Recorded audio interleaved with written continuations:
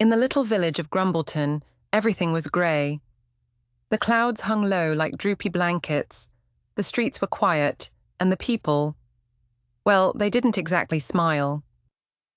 It wasn't that they were unfriendly, they had just forgotten how to laugh. The last giggle anyone could remember had been years ago, when Farmer Puckle's goat sneezed and knocked over his hat. Since then, life had been serious, too serious. An orange spark in the sky. One chilly morning, a swirl of orange sparkles floated down from the sky like dancing fireflies. The villagers paused their sweeping, baking, and letter-writing to watch. The sparkles twirled, spun, and whooshed into the middle of the town square, forming a tiny figure with bright orange wings and a grin as wide as the moon. "Hello, Grumbleton," she chirped. "I'm Quincy the Laughter Fairy, here to help you remember something important." "And what's that?" asked Mayor Hubble, peering over his glasses. "That laughter," Quincy said, "is the best medicine of all." The laughter seeds. From a satchel slung across her shoulder, Quincy pulled out a handful of glowing orange seeds. They wiggled in her palm like happy little jelly beans. "These are laughter seeds," she explained. "When you plant them, they grow into flowers that spread giggles, chuckles, and belly laughs to everyone nearby. But there's one catch." The villagers leaned in. "They only grow when someone laughs." A very serious town. The problem? No one in Grumbleton remembered how to laugh. Mr. Higgins, the baker, frowned. "I wouldn't even know where to start." Mrs. Peabody, the librarian, shook her head. "It's been so long, my chuckles might be rusty." But the children looked curious. "Can we try?" asked little Molly, her pigtails bouncing. "Of course," Quincy beamed. "Let's see what we can do." The first silly attempts. Quincy took a deep breath, puffed out her cheeks, crossed her eyes, and wiggled her ears.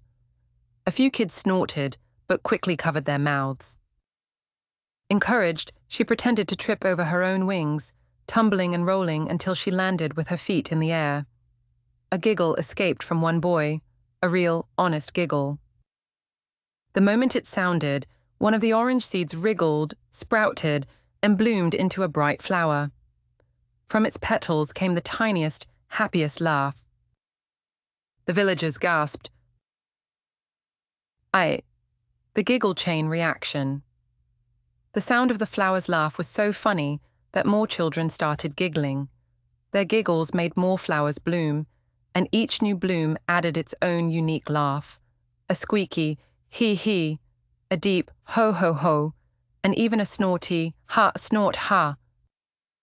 Even the adults couldn't resist. Mrs. Peabody chuckled so hard, her glasses slid down her nose. Mayor Hubble tried to keep a straight face, but ended up laughing until tears rolled down his cheeks. The grey clouds above seemed to notice. They cracked open, letting a stream of warm sunshine pour over the square. The giggling parade. By mid-afternoon, Grumbleton had turned into the happiest place in the land. The villagers decided to celebrate with a giggling parade. Children skipped through the streets, tossing handfuls of orange petals into the air. The local marching band played upbeat tunes, and the flowers along the path swayed as if dancing to the rhythm. Even the cats and dogs joined in, wagging tails and making silly faces. One particularly fluffy cat rode in a wheelbarrow wearing a crown of laughter flowers. One last task. When the parade ended, Quincy noticed an old man sitting alone on a bench. He wore a kind smile but hadn't laughed yet. Quincy fluttered over. "Would you like to try?" she asked gently. The man nodded. "I'm not sure I remember how." So Quincy told him the silliest, wiggliest joke she knew, about a chicken who wanted to join the circus. The old man chuckled, then chuckled harder, until he was laughing so much he had to wipe his eyes. A new flower bloomed right at his feet, releasing a laugh so warm and deep it seemed to hug the whole town. Please like, share, and subscribe to my channel. Bye.